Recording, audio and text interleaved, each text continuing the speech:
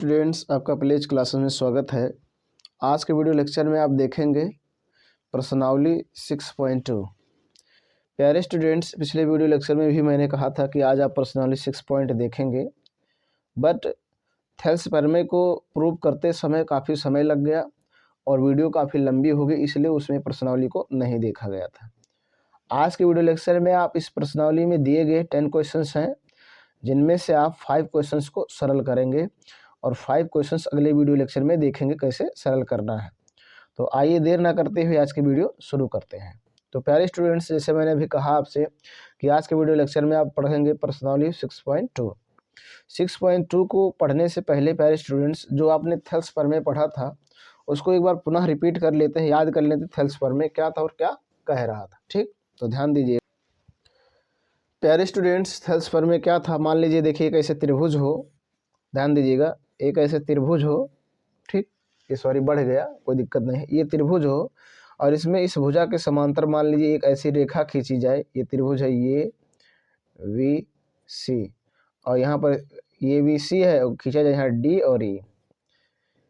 कोई त्रिभुज हो, उसमें किसी एक भुजा के समांतर कोई अन्य भुजा खींची जाए, तो ये जो दो अन्य भुजाओं को भिन्न भिन्न बिंदुओं पर काटेगा, ये क्या होंगे, एक ही अनुपात में होंगे, अर्थात बराबर होंगे। इनका जो अनुपात होगा बराबर होगा, अर्थात ये होगा ए डी बटे डी बी बराबर होगा ये ई बटे ई सी। यही इन्होंने कहा, थेल्स जी ने यही कहा कि ये क्या होंगे, बराबर होंगे, और इसी को थेल्स प्रमेय कहा जाता है। तो इसने आपने पढ़ा कि यदि किसी त्रिभुज में किसी भुजा के समांतर, किसी एक भुजा के समांतर कोई समांतर रेखा खींचेंगे, तो अन्य दो भुजाओं पर जहाँ पर वो काटेगा उनके जो अनुपात होंगे एक दूसरे के बराबर होंगे। अर्थात देखो, ए डी बटे डी बी बराबर ए बटे ए सी, ये बराबर होगा।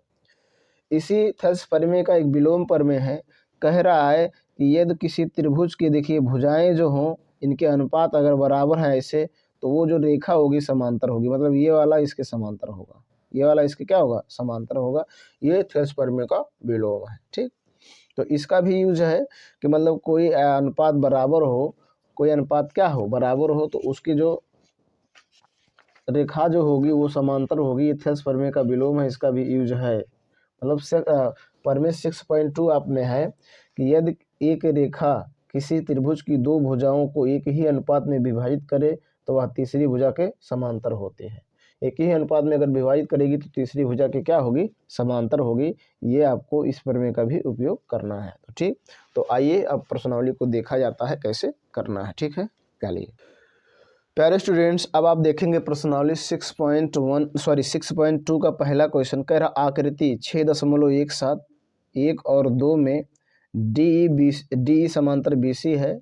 पहला कह रहा है बी सी ई सी और दूसरे भी कह रहा है ये डी ज्ञात कीजिए। इसमें पहले आकृति में ई सी बताना, यहाँ से यहाँ तक की दूरी कितना होगा, और दूसरे में आपको ये डी बताना। ये डी मतलब, ये डी देखिए कहाँ पर है, ये डी में यहाँ से यहाँ तक बताना है, इनकी मान बताना है। तो अभी मैंने आपको थेल्स प्रमेय के बारे में बताया कि थेल्स प्रमेय क्या होता है। ठीक है, तो देखिए पहली आकृति आप बना लेंगे, या बना है, नंबर 1 डालेंगे, ये पहले का, ठीक है, पहला है, पहले का पहला है, हल डाल देंगे। ठीक, हल डाल देंगे, उसके बाद लिख देंगे दिया है।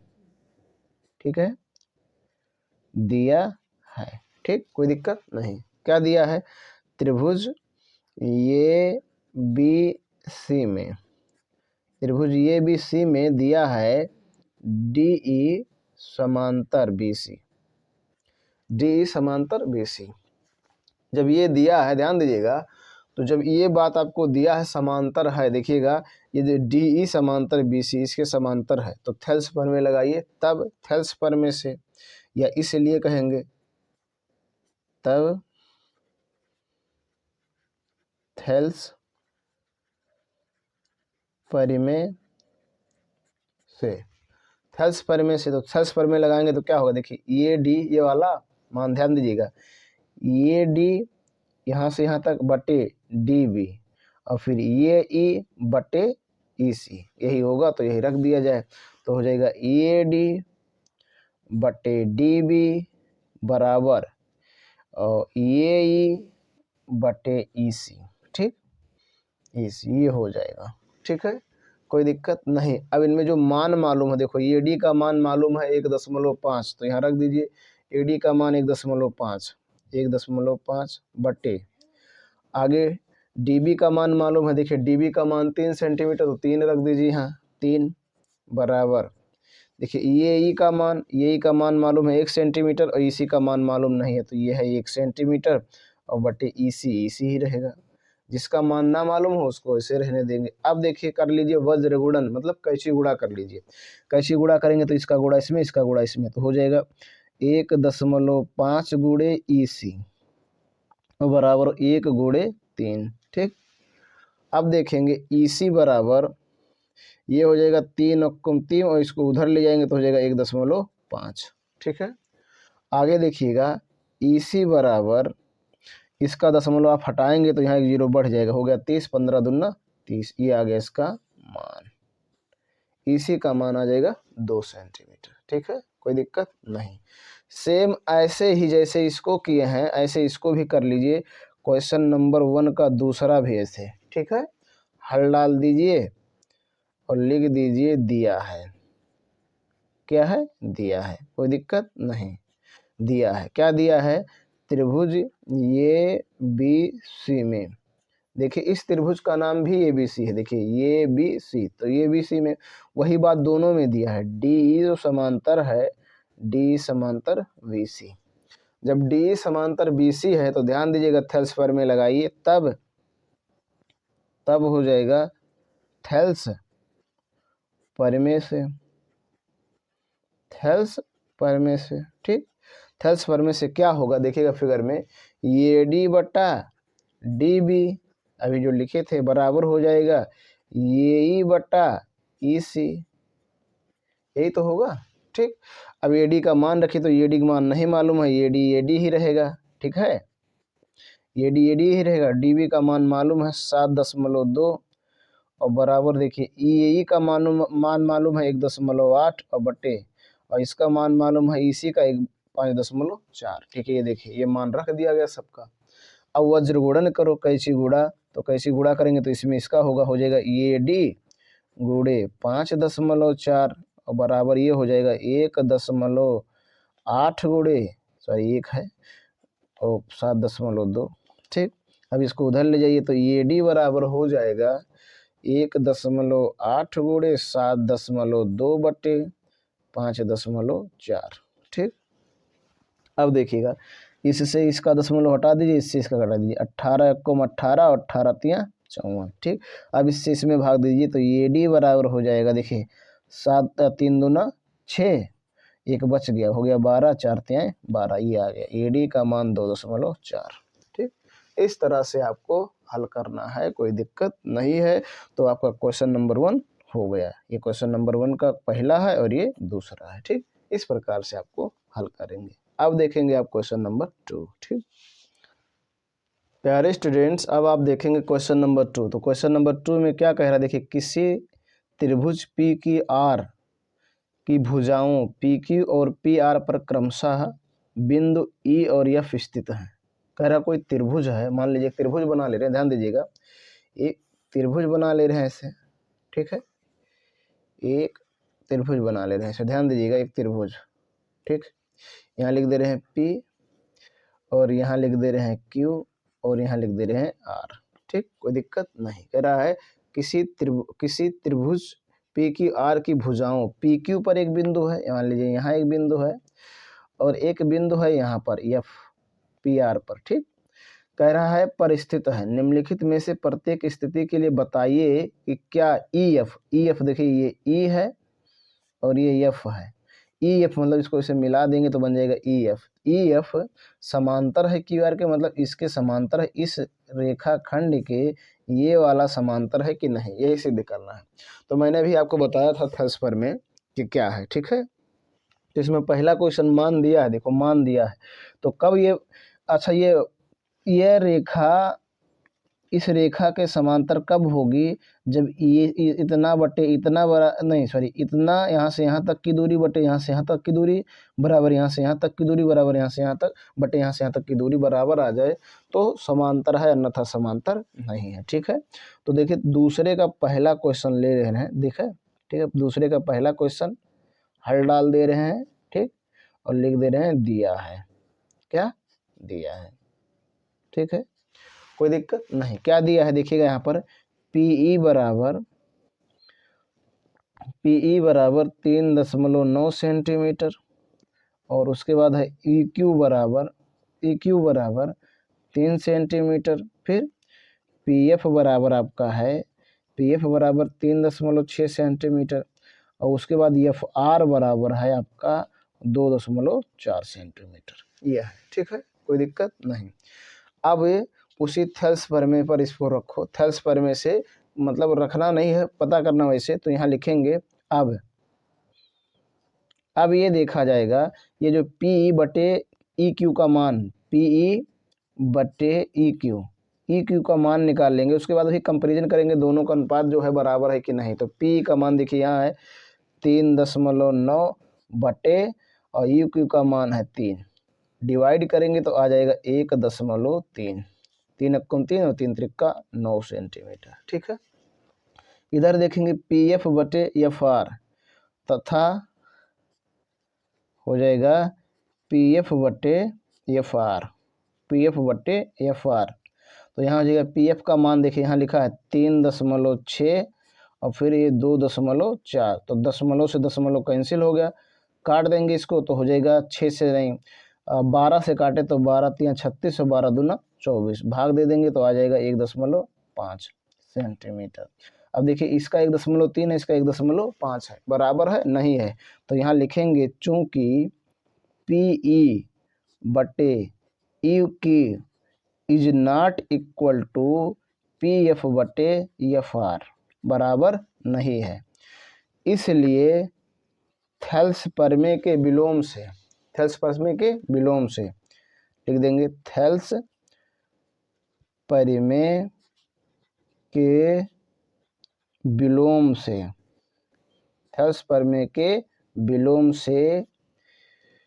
विलोम से क्या हो जाएगा आपका जो है यहाँ देखो जो आपको सिद्ध करना था, जो लाना था, देखिए यहाँ सिद्ध करना नहीं लिखा है, ये लाना था EF समांतर QR नहीं होगा, EF समांतर QR नहीं होगा।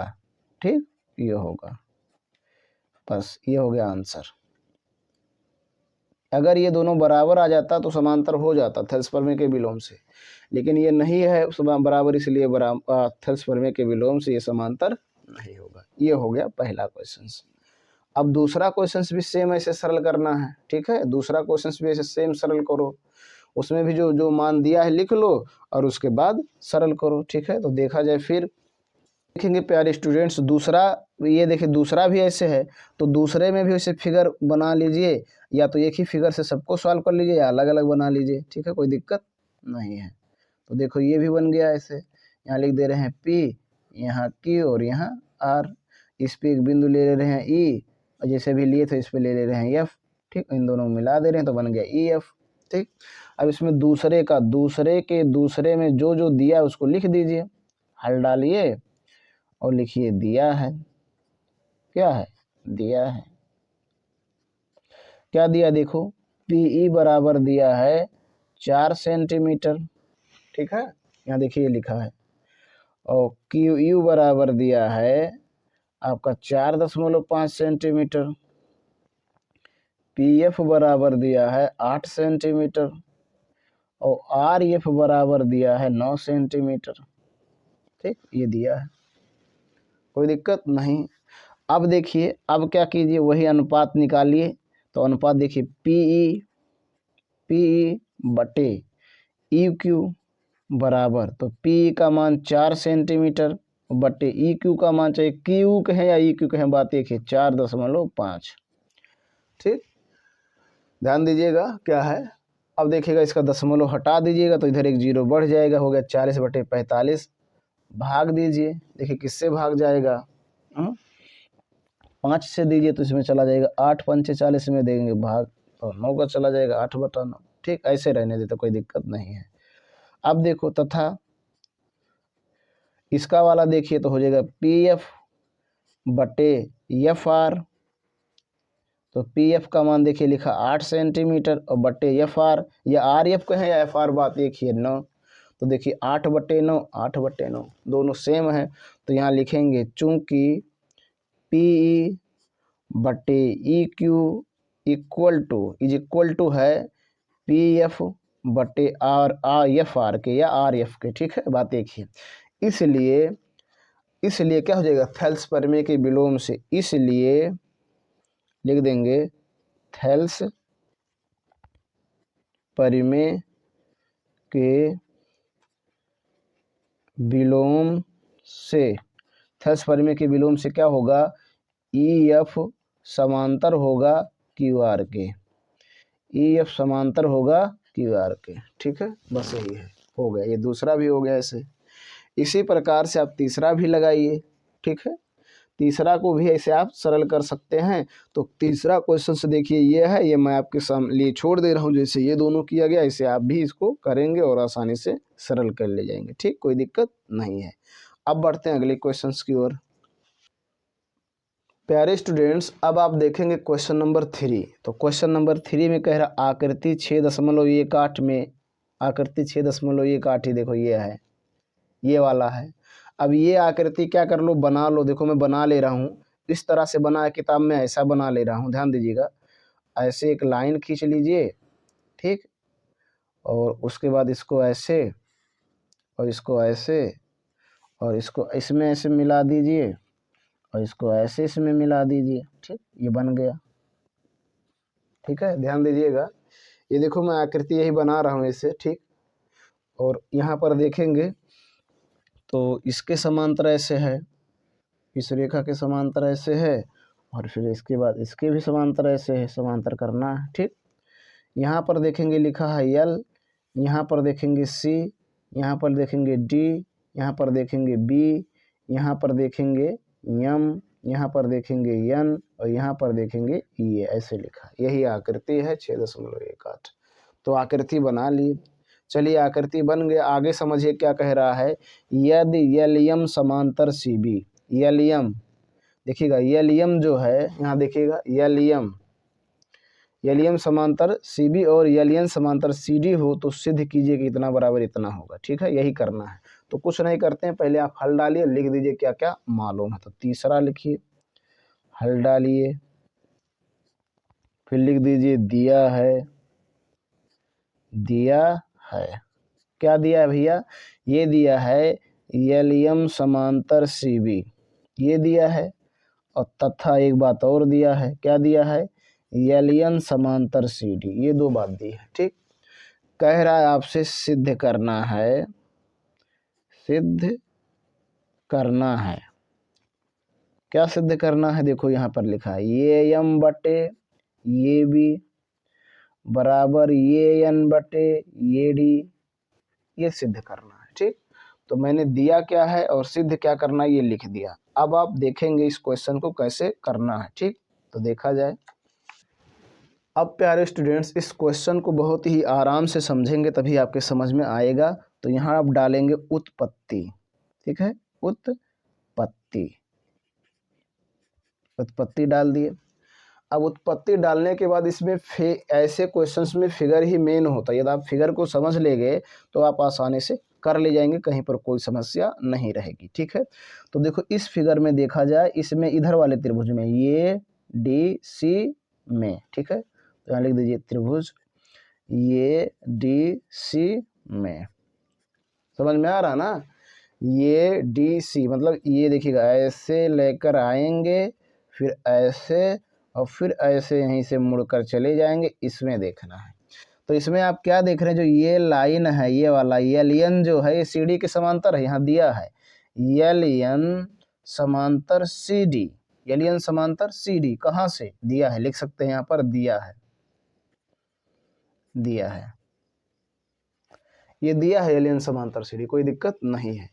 तो इसलिए या अतः कह सकते, इसलिए थेल्स पर में से, ये सॉरी उल्टा बन गया, चौकी बन गया, इसलिए ऊपर रहेगा, ऐसा रहेगा, ये नीचे वाला नहीं रहेगा।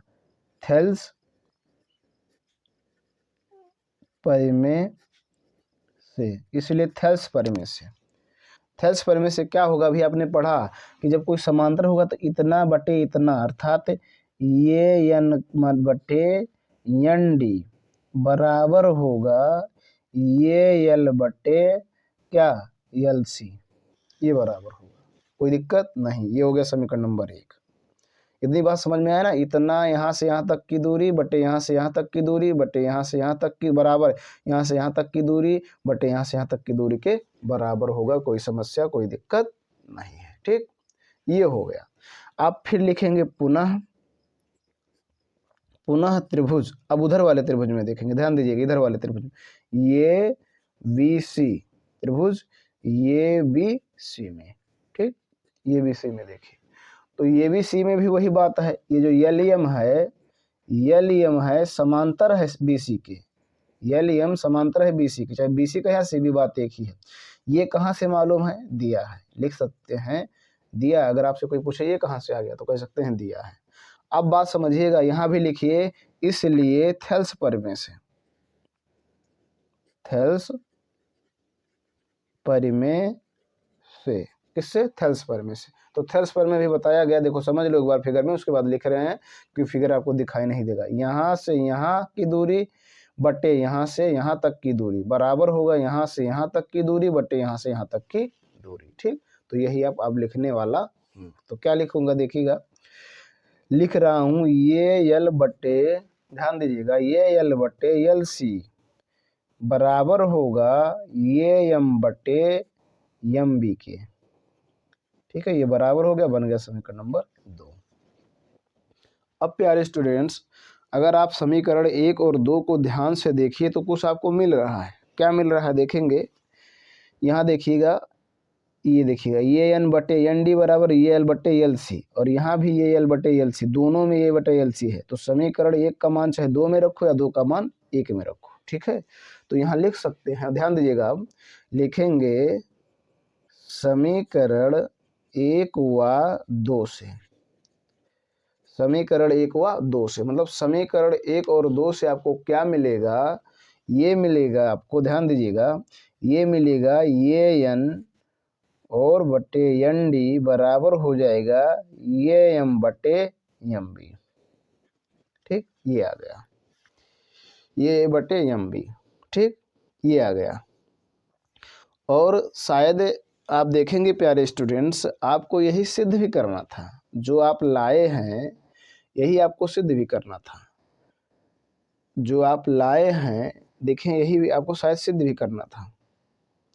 तो प्यारे स्टूडेंट्स, अब देखेंगे दोनों समीकरणों, समीकरण 1 व समीकरण 2 से इतना आ गया। अब आपको देखना है सिद्ध क्या करना है। तो देखिए, सिद्ध ये करना है, यहाँ पर देखिएगा, ये एम बटे ये बी दिख रहा है ना, और बराबर ये एन बटे ये डी, लेकिन जो आप लाए हैं वो अलग आया है। तो इसको लाने के लिए आप क्या करेंगे, ध्यान देंगे, इसको लाने के लिए आप इन दोनों का कर देंगे व्युत्क्रम। यहाँ लिखेंगे व्युत्क्रम करने पर, व्युत्क्रम मतलब समझ रहे हैं ना, उल्टा करने पर। यहाँ लिख दीजिए व्युत्क्रम, व्युत्क्रम करने पर, व्युत्क्रम करने पर, व्युत्क्रम करना मतलब उल्टा करना, उल्टा करना मतलब हर को अंश बनाओ, अंश को हर, तो एन डी बटे ये एन, और ये हो जाएगा एम बी बटे ये एम। ठीक है, अब जब इतना हो गया, उल्टा कर दिए तो इधर भी एक जोड़ दो और इधर भी एक जोड़ दो, कोई दिक्कत नहीं होगा। अगर दोनों में एक एक जोड़ है तो उसके मान में कोई बदलाव नहीं होगा। इनके हरों का एलसीएम लेंगे तो आएगा ये एन। ठीक, क्या आएगा, ये एन, ध्यान से समझिएगा, ये एन आएगा तो ये हो जाएगा एन डी प्लस ये एन, एन डी प्लस ये एन, और बराबर इसको भी ऐसे करेंगे तो इसका आएगा ये एम, इसको भी करेंगे तो एम बी बटे ये एम। ठीक है, एम बी बटे ये एम। अब देखो ये जुड़ रहा है तो यहाँ फिगर में समझेंगे, ध्यान दीजिएगा, फिगर देखिएगा, फिगर को आप समझेंगे तो देखिएगा, ये एन प्लस एन डी, ये एन प्लस एन डी, ये एन यहाँ से यहाँ तक की दूरी और यहाँ से यहाँ तक की दूरी जोड़ देंगे तो ये पूरा दूरी हो गया। इस पूरे दूरी का नाम है ये डी। इसी प्रकार इसमें देखेंगे ये एम प्लस एम बी, तो इस पूरे दूरी को जोड़ देंगे तो इस पूरे का नाम हो जाएगा ये बी। यही इसमें किया गया है, देखिएगा यहाँ पर यही किया गया है। तो ये हो जाएगा ई एन डी प्लस ये एन, तो बन जाएगा ये डी बटा ये एन। और इसको करेंगे एम बी प्लस ये एम बी प्लस ये एम, तो ये बन जाएगा ये बी बटा ये एम, ये बी बटा ये एम। ये आ गया आपका आंसर। लेकिन ये आंसर आपका जस्ट नहीं, फिर इसका व्युत्क्रम करेंगे, लिखेंगे पुनः व्युत्क्रम करने पर, पुनः व्युत्क्रम करने पर, तो पुनः व्युत्क्रम कर देंगे, तो पुनः व्युत्क्रम करेंगे तो बन जाएगा ये एन बटे ये डी और बराबर ये एम बटे ये बी।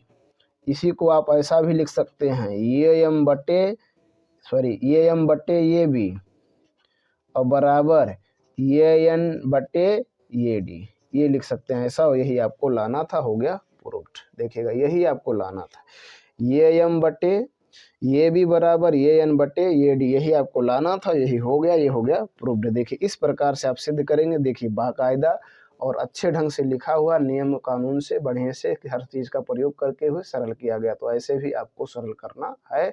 अगर ऐसा आप सरल करेंगे तो आपको अच्छे से अच्छे मार्क एग्जाम में मिलेंगे। ठीक, चलिए अगला क्वेश्चन। प्यारे स्टूडेंट्स, अब आप देखेंगे क्वेश्चन नंबर 4, आकृति 6.19 में देखना। इस आकृति को देखना, ठीक है। इसमें कह रहा है डी समांतर है ये सी के और डी एफ समांतर है ये ई के, तो सिद्ध कीजिए बी एफ बटे एफ ई बराबर होगा बी बटे ई सी के। ये सिद्ध करना। ये आकृति देखिए, यही आकृति। तो पहले इस आकृति को बना लिया जाता है, फिर जो दिया है उसको लिख लिया जाता है, उसके बाद सरल किया जाता है। ठीक है, तो पहले प्यारे स्टूडेंट्स, आप देखेंगे मैंने आकृति बना दी है, सेम ऐसे बुक में बना हुआ मैंने ऐसे भी बना दी है।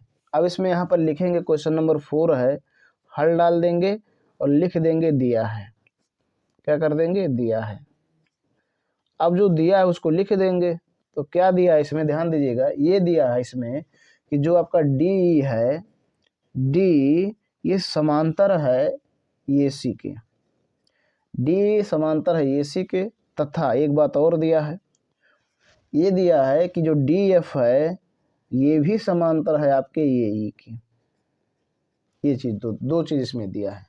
और सिद्ध करना आपको है, तो यहाँ लिख दीजिए सिद्ध करना है, सिद्ध करना है, सिद्ध करना आपको है कि बी एफ जो बराबर होगा एफ ई के और फिर बी ई बटे बराबर बटे ई सी। ये है बी एफ बटे एफ ई बराबर बी ई बटे ई सी, यही आपको सिद्ध करना है। ठीक है, तो इतनी बातें मैंने आपको बताया।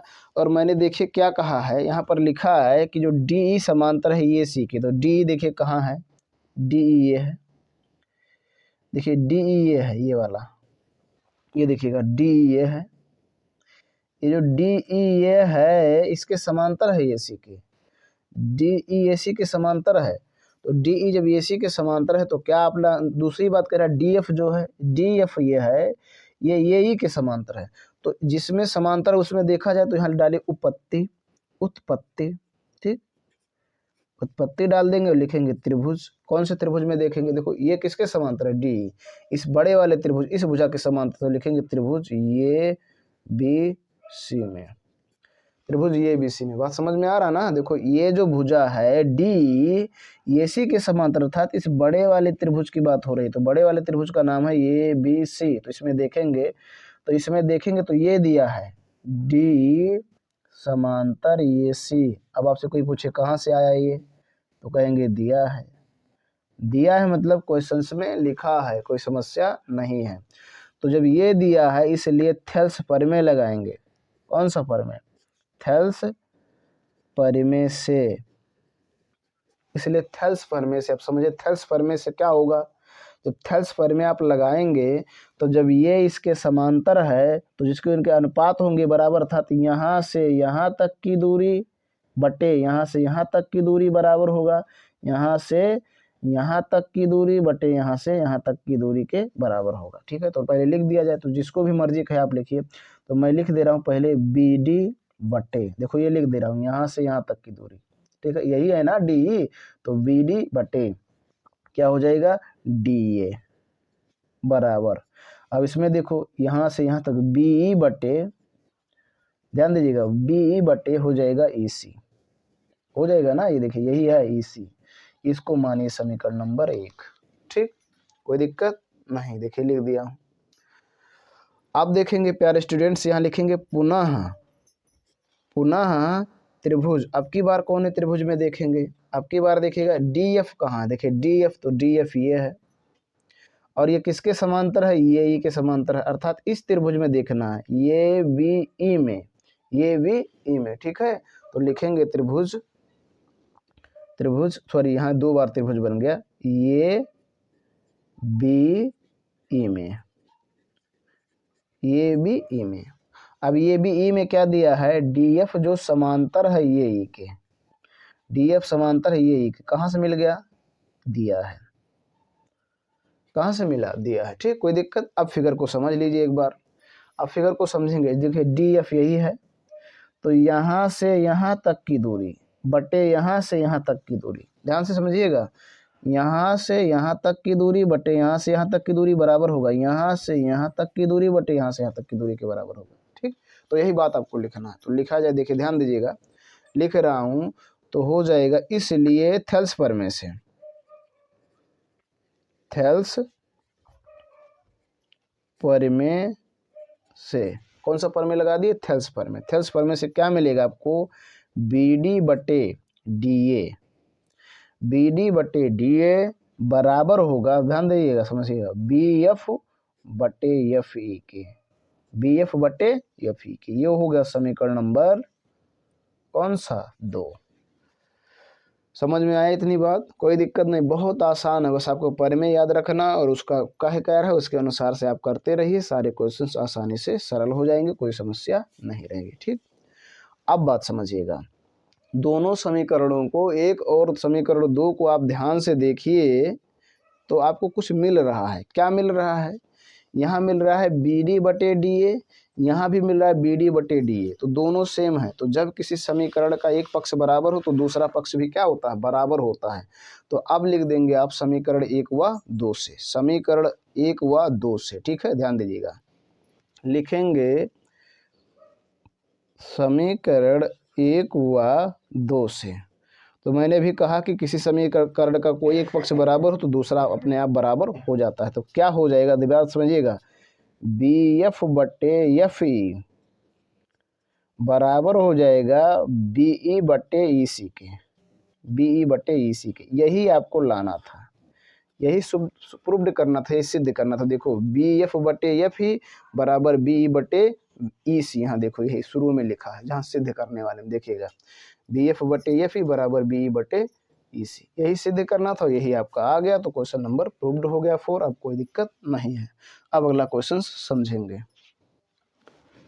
प्यारे स्टूडेंट्स। अब आप देखेंगे क्वेश्चन नंबर 5, ये देखिए 5 क्वेश्चन है। अगर आकृति 6.20 को देखिए, तो आकृति 6.20 देखिए यहाँ पर नीचे बना है, ये वाला आकृति, देखो आकृति 6.20 है, इसको देखिए।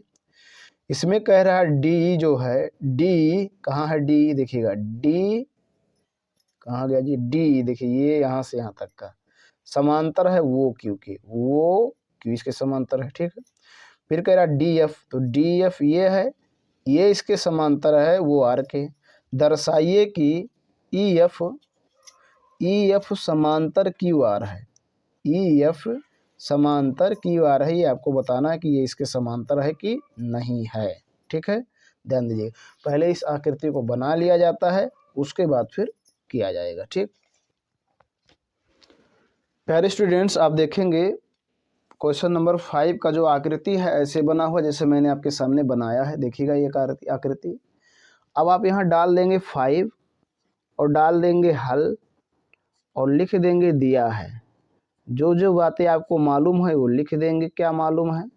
ठीक है, तो दिया है, क्या दिया है, लिखा है डी ई जो समांतर है वो क्यू के, डी समांतर है वो क्यू के। तथा एक बात और दिया है, क्या दिया है,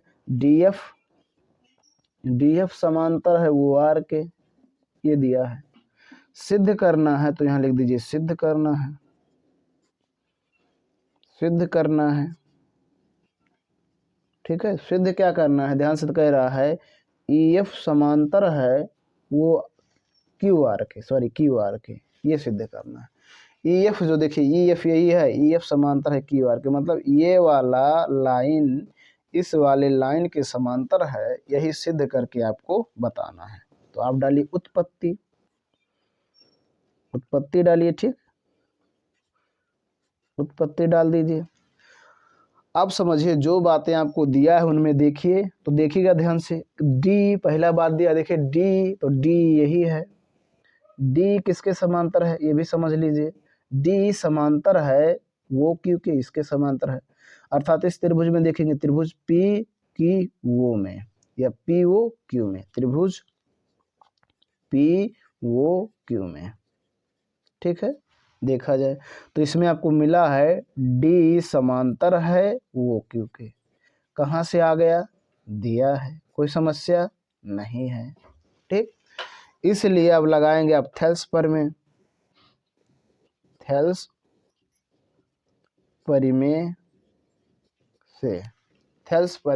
से, ठीक, कोई समस्या नहीं। थेल्स परिमेय लगाएंगे तो देखिए यहाँ से यहाँ तक की दूरी अर्थात पी बटे यहाँ से यहाँ तक की दूरी ई क्यू बराबर होगा यहाँ से यहाँ तक की दूरी टी डी बटे यहाँ से यहाँ तक की दूरी डी ओ।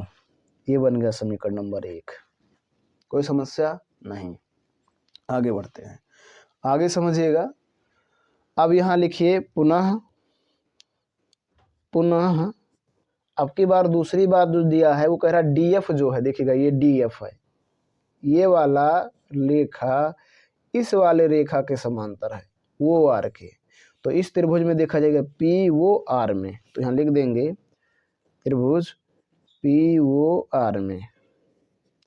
त्रिभुज पी ओ आर में देखेंगे क्या दिया है, डी एफ समांतर वो आर, कहाँ से दिया है। ठीक है, तो दिया है तो फिर यहाँ भी लगाइए, इसलिए थेल्स परिमेय से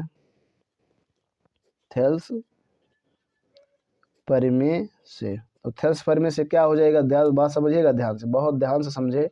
तो क्या हो जाएगा देखिएगा ध्यान से, पी डी यहाँ हो जाएगा पी डी बटे हो जाएगा डी ओ, हो जाएगा ना पी डी बटे डी ओ, ध्यान से समझिएगा, पी डी बटे डी ओ बराबर हो जाएगा, ये देखिए पी एफ यहाँ से यहाँ तक की दूरी बटे एफ आर के हो जाएगा। इसको मान लीजिए समीकरण नंबर 2। अब प्यारे स्टूडेंट्स समीकरण 1 और 2 को अगर आप ध्यान से देखेंगे तो क्या निकल रहा है कि जो ये पी डी हो डी ओ हो इसमें भी है, तो जब ये दोनों एक दूसरे के बराबर है तो ये दोनों भी एक दूसरे के क्या होंगे, बराबर होंगे।